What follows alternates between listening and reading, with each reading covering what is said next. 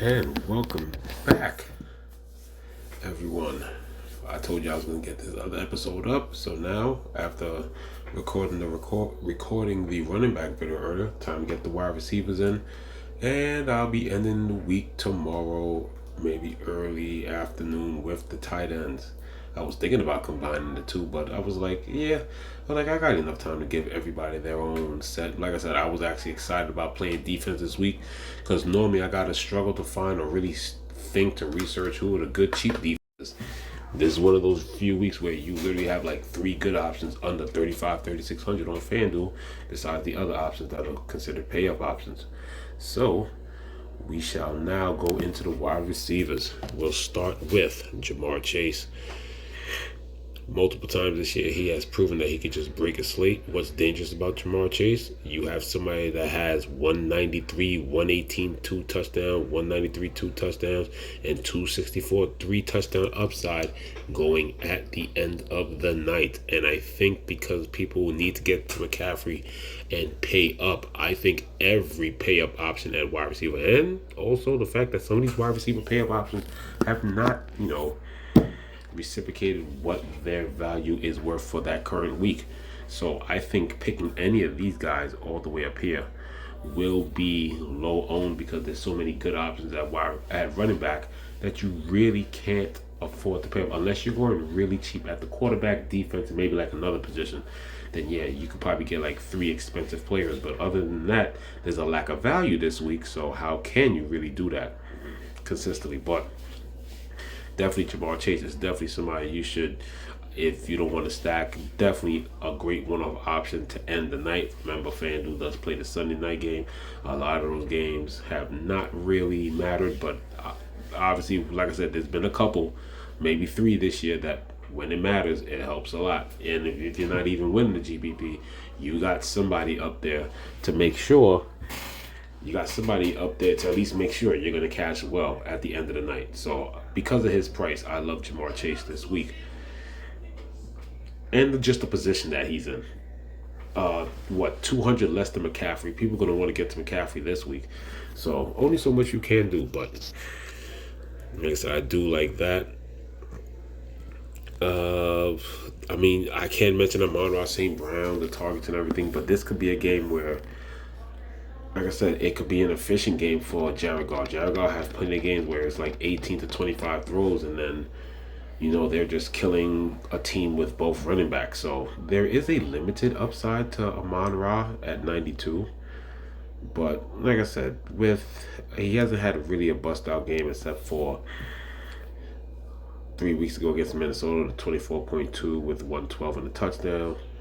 And then he had the 18 target game for 20.4, just like that he just didn't get the touchdown because if they go inside, it might go to Sam Laporta or it's going to go to Montgomery or Gibbs.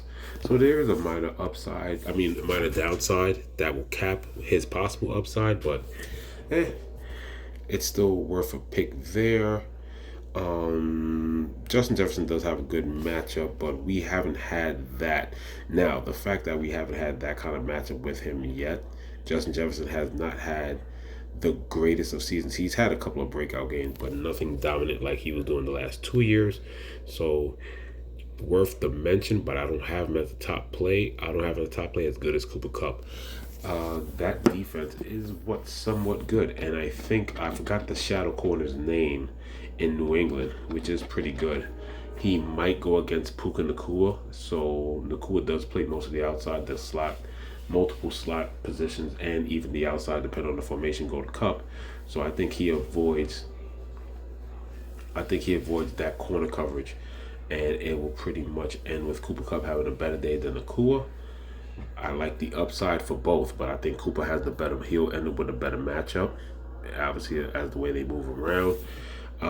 We're pretty much just waiting for Tyreek Hill. I mean, it's great to see Tyreek Hill under 9,000, but literally since week one, he hasn't really done much. I mean, obviously, FanDuel preemptively priced him this way, which is, you can't always have Tyreek at 76, 78, 79, but even though he's not 9,000, he's still going to garner ownership, especially this week against the Las Vegas defense. So definitely worth the pick. Deebo Samuel, I would think he's probably like my second favorite play on the slate. Like I said, he even with McCaffrey back, he probably won't see as many carries in the backfield, but can Debo can cut in on zone pretty decent against man. Ayuk is more of the man coverage destroyer, but Debo can be used in multiple ways. I do like him against Seattle. It is a good matchup. You got Garrett Wilson, worth the mention. Indianapolis not the best defense, but like I said, to me the better matchup is even though Wilson has been seeing some production the last couple of weeks, I'm just gonna skip down and just go to Devontae Adams because the targets have just been ridiculous. So Devontae Adams has the bigger upside at 74 more than Garrett Wilson. But like I said, with the matchup that they have, both wide receivers are viable. As we go back up, I'm looking forward for DK Metcalf's return on the opposite side of Debo. DK Metcalf, freshly healed from his calf. What was it, a calf or a thigh injury? So he's back. Definitely a welcome back weapon. I think he comes back with a bang. San Francisco can be attacked in the secondary, so Gino will have his main top weapon back in DK Metcalf. Nice price at $8,000. I'll mention Jaden Reed because he's better at zone, and Chicago plays a ton of zone. Jaden Reed definitely a good option, but like I said, it depends on the weeks with Green Bay. Like a wide receiver could, like I said, one wide receiver could do it, then it could be the other. It could be Tucker Kraft, but Jaden Reed, being the fact that he's good against the zone, is a worthy option. My favorite play this week is at 7,500 George Pickens, which is why he's on the cover, and the way he's on the cover is catching the deep ball. That Baltimore secondary is a complete mess. So I love George Pickens this week. And hey, we all said we wanted, Justin Fields to get a chance or whatever. He played okay to good, but Russell Wilson has played really well and definitely has a better deep ball to throw. So I love Russell Wilson this week. No, I like Russell Wilson, but I love George Pickens. We just went through Devontae Adams, Jackson Smith, and Jigba. He's still viable because he has definitely stepped up this year instead of being the occasional part-time guy with injuries. Whether if Metcalf the last 2 weeks hasn't been there, as you can see when Metcalf is there, besides a 2 and a 3 target, he's still garnering 16, 12, 7, 9, 6 targets. So Jackson Smith and Jigba, it's still just because Metcalf is back, Metcalf might take away some attention from Jackson Smith and Jigba, although when it comes to fantasy, because of the salary, saving 700 on Metcalf is still viable, so he'll garner some ownership. This is a big situation right here. You got to have T. Higgins. T. Higgins is definitely just a key cog and just the engine of the offense and the way it's run. But you have to wait till Sunday night to see. Hopefully you get some updates tomorrow, or if you're listening to this today, on what his injury status is looking like. He's been out for the past 2-3 weeks again with a quadriceps issue. So if he comes in, he's definitely going to garner ownership because you're saving damn near 2,000 plus. I think it's 2,500, 2,400 to have him as the night option, solo or a stack against Los Angeles. I hope Darnell Mooney can go. The reason why I skipped over, and somebody that I do like, Drake London. I'm a big fan of Drake London, but Drake London is gonna grab the Patrick Surtain matchup. So I think out of everybody, when it comes to wide receivers or just players in general, I played Darnell Mooney a lot this year, and as long as he's clear of the Achilles, Darnell Mooney should be the one you pick because he's just not gonna get the Surtain shadow. So Darnell Mooney's definitely a big pick for me because of the Surtain shadow. I will fade, and that's mainly worked most of the year. Surtain does not mess around, and like I said, maybe overly physical, takes a lot of penalties, but like I said, a cornerback that's physical, takes penalties, knocking passes, and has an interception return for a TD. You're not gonna get those yards. They're penalty yards. They're good for the game, they're just not good for fantasy. So I'm gonna stick with what I've been doing the entire year. And let me just see here. And then I'll see how this pops up. But I'm just letting you know, like, I don't really like. I really don't like the matchup report. I don't like it. Patrick Surtain has literally like shut down everybody this year that he's played, and like I said, I've stayed with going to the opposite way of going for whoever the opposite wide receiver is. I'm not dealing with it. I'm sorry. I'm not dealing with it at all. I do not want to deal with it at all. So, but then on the other side, again, Cortland Sutton is a good price at 6,800. You can get deep on Atlanta secondary, so he's Bo Nick's number one target, so he's always in play. DeAndre Hopkins is an excellent play at 6,700. The volume is there for him. Patrick Mahomes is throwing him the ball, looking his way, but here's the thing. That should uptake almost double because, once again, DeAndre is the route runner with big play potential, but guess what? With his age, with his strategy, it's better to have him as a route runner because you just need to make sure you're patient against the Bills because the Bills keep everything in front of them. They will not let you beat them deep. So DeAndre Hopkins is still a great option. Khalil Shakir still looking at a volume piece because Keon Coleman, I think, is still hurt. Like I said, the targets and volumes, you just need to get him in the end zone. 6,500, these kind of numbers are fine. You just need to get him to the end zone, or he has the game like how he had at Seattle. No touchdown, but 10 targets, 9 for 107 and 18 and a half fantasy points.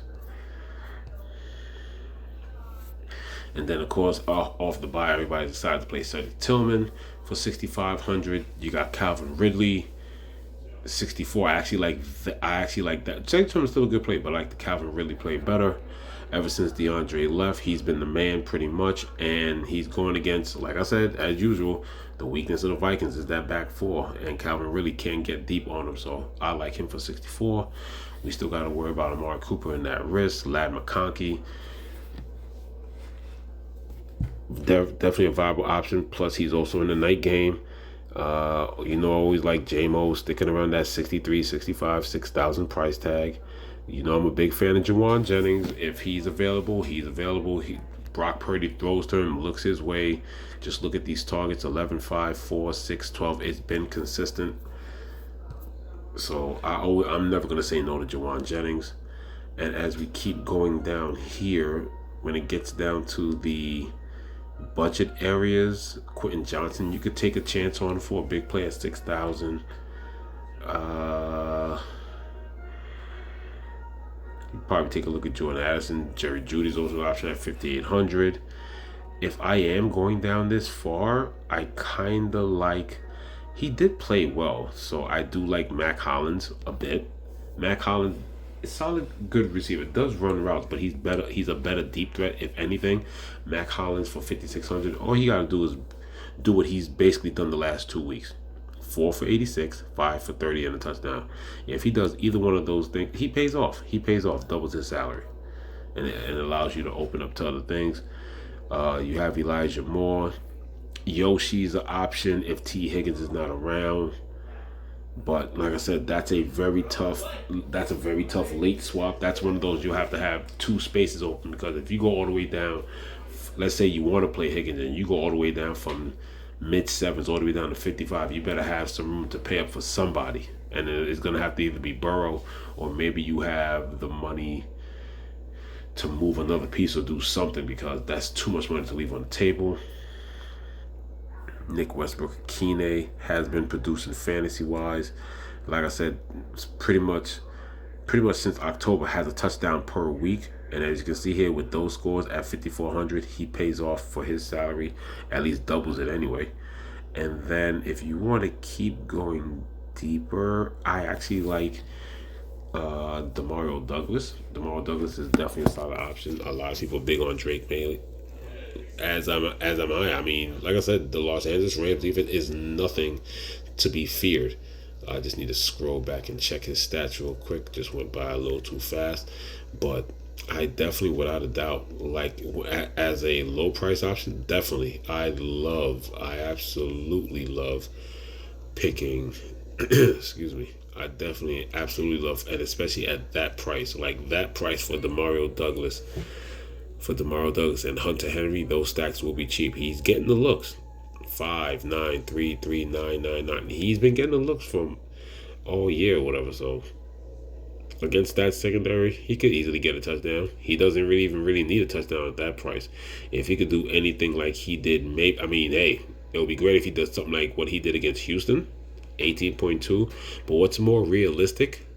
Like I said, it's not a juggernaut offense. Just the opportunity is better. What do I look as more realistic and a better and a more of a ceiling game? His week 2 performance: 9 targets, 7 for 69, and then maybe with a weaker defense, or as weak as the Jets were in the beginning of the year, maybe you're looking at possibly, maybe a few more points, maybe in the mid-teens, possibly without a touchdown. But it seems to be a good option. But that is the wide receiver preview video. Thank you for tuning in. Once again, please like and subscribe. And I need to say this more. Put in the comment section, who are your favorite top 3 plays or grade A picks for the wide receiver position on FanDuel? Tight end video will be out within 24 hours, so that's more like tomorrow in the afternoon rather than tomorrow evening. This is Grady Fantasy, signing off.